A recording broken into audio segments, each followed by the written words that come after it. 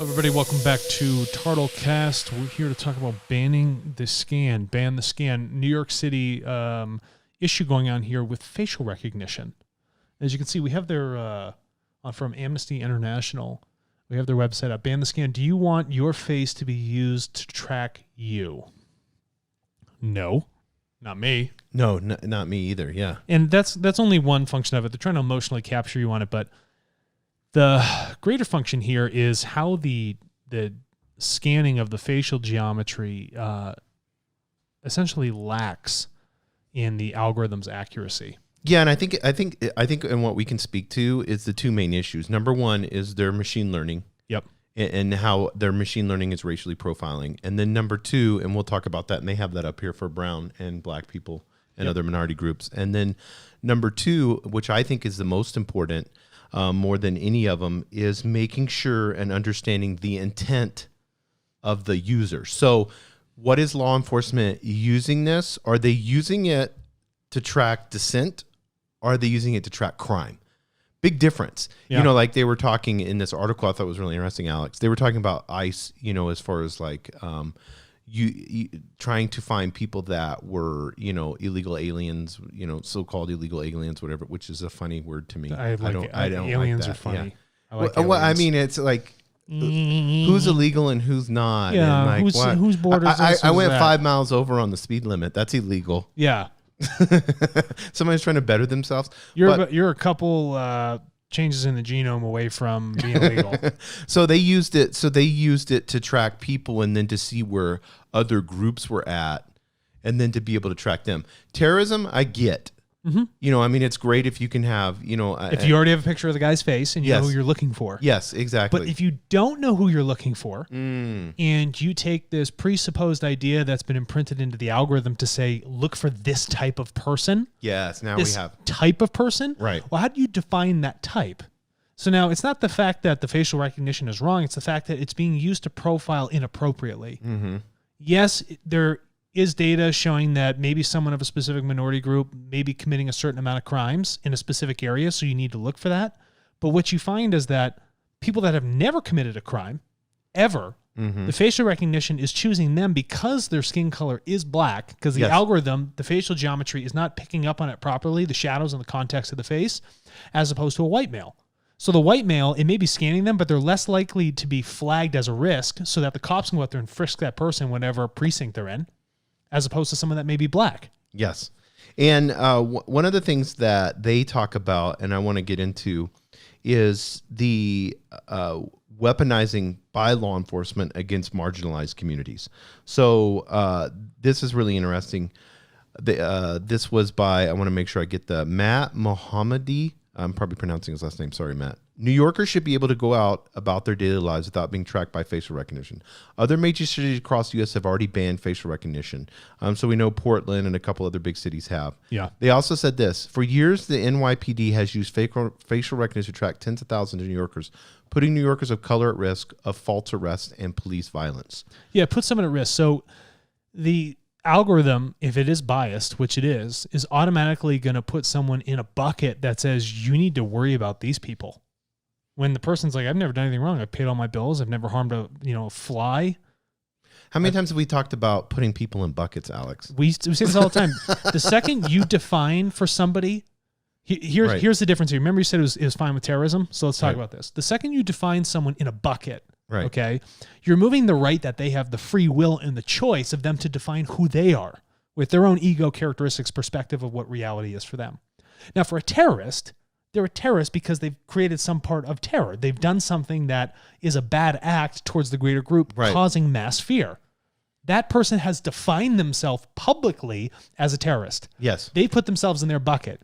Why is it that you are allowing the free will of a terrorist to choose to be a terrorist, but any other random Joe Schmo on the street, you're going to put him in a bucket that you think is better suited for him? Yeah, and that is huge, and that's what I wanted to. Whether you agree with facial recognition, we should have cameras in cities or not, I'm not so concerned about that as much as I am concerned about that ability to be able to allow them through their own free will and their actions. Yeah. Their actions should dictate surveillance. Yeah, the action should dictate surveillance, not surveillance dictating an action upon them. Yeah, like saying, oh, let me follow this person because they're black, and let me see in this nice neighborhood that they're in, let's watch them for 10 minutes and see if they commit a crime or if they're up to something shady. Yeah, and so then you got, these big brother eyes on you, but it's the data, right? Mm-hmm. It's what data have you put into that algorithm to feed it that says, wait a minute, red flag alert.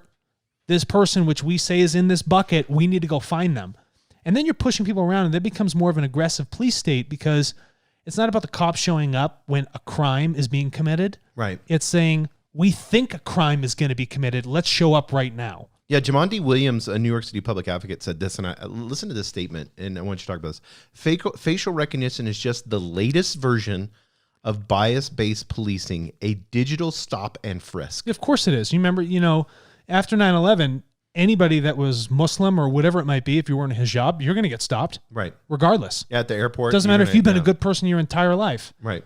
Doesn't matter if Shuni or Shiite, they're stopping you. So when you look at the context of this, is now you've elevated the efficiency of profiling by using a machine. But the thing is your profiling biased? Or is it true profiling depending on how the person has defined themselves through the crime they've committed or whatever characteristics they choose to live by? Yeah, they did a federal study that showed that there were between 10 and 100 times. So think 10 to 100 times more false matches among black women than white men. Yeah. And I mean, listen, that's an issue with the software and drum people. Why is it still used? Yes.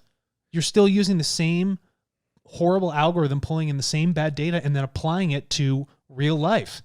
But this is the problem with data in general. This happens to everything. You see it in marketing. Yes. You see it with how large corporate businesses make their decisions. It's all this bad data coming in on this biased algorithm that has no truth to it, where you're defining what the world looks like when the rest of the world's like, what are you doing? There's 7 billion of us and 1 million of you. You're nothing. You're a pimple on a gnat's ass. And you're defining what the gnat looks like. Yeah, it's the proverbial, and we talked about the software, it's a proverbial garbage in, garbage out. Yeah. And we'll spend millions and millions of dollars, even billions, on these machine learning algorithms, and then we're just pumping that machine. It's not the machine learning is agnostic. It's the data that we're giving it. That's correct. It's our bias that we're feeding it. And if we don't focus on specific human rights and perspectives that are truthful, that value an individual's free will and how they define themselves as a human right to do so. This is me. This is who I am. This is how I'm going to define it. Until I break a law within a society I've chosen to live in, it's not for you to say, I belong in a specific bucket. It's not for you to apply your biased machine learning algorithm to me and then redefine my life through force, if need be, to, stop and frisk me because your bad data is saying this is what needs to be focused on. It's just wrong. It doesn't align with human nature and how humans are supposed to be treated. Again, we're elevating the technology, but missing all the aspects of how it should be elevating a human being. If not, it's separating us. It makes us, it disunifies us. Does this technology elevate humanity? It does if used properly. Yes. If you're really using it with an awesome intent that's non-biased, non-dogmatic, non-racial profiling and allows people to define who they are, yeah, of course. Are they consenting to it? How about this? For the city of New York, did they send out a memo to everybody living in New York? Do you consent to this? Did you poll or ask these people? Was that a part of your survey? Over here in New Mexico, they asked the people of Rio Rancho, do you want speeding cameras? They're all like, no, hell no. And they didn't put them in. But it seems like New York City just did whatever the hell they wanted to do. As most municipalities that feel like they have this, and this is a problem that we see in government transparency, and I don't want to get into number 6 of our big 7. Well, that's corporate government and corporate transparency. There was no transparency in that choice. What do you think? Because there's a security threat, it just gives you the right to do whatever the heck you want? It's about the people there that want to feel secure. So if this is something they're asking for, well, then that is the decision of the whole group of people there in New York City, not for a few select people in a specific area that no one's ever had any contact with to decide for the 16 million people that live in New York how they should live their lives and how they should be observed. Yeah, put an initiative out there. And then just let ask. the people vote. It's so hard to ask. Yes. Ask. Yeah, but we know better. Yeah, of course. That's the mentality. We know, it's the government mentality. And now we have data to back our we know better. Well, yeah, your data is telling you clearly don't know anything, right? So real quick before we go, Alex, Big 7. Number 3 is human rights. Number 3 is human rights. And when you're looking at human rights, there are things that we are all born with regardless of color. And we've seen that through the use of data and many other things, it's not respected in many facets all over the world. So how do we come together collectively with our data, defining it ourselves to say, these are the rights. This is what we want to do, what bucket we want to be in, how we see our own future, how I decide I want to be policed, how I say what my security looks like. That's that human right. We all have the right to live and be safe and make our own choices and be responsible. That's on us. We're born, we're human beings. We're all given that, right? But now it's not for someone else to define that for us. And so when you start to lose that sort of human right there, and it becomes a government right, now we have an issue. Now we have an issue. Yeah. So Big 7, how can someone, if they say, I agree with you, how is TARTLE helping human rights, and how can I be a part of TARTLE? Glad you brought that up. So say, for instance, we have here Amnesty International on the back.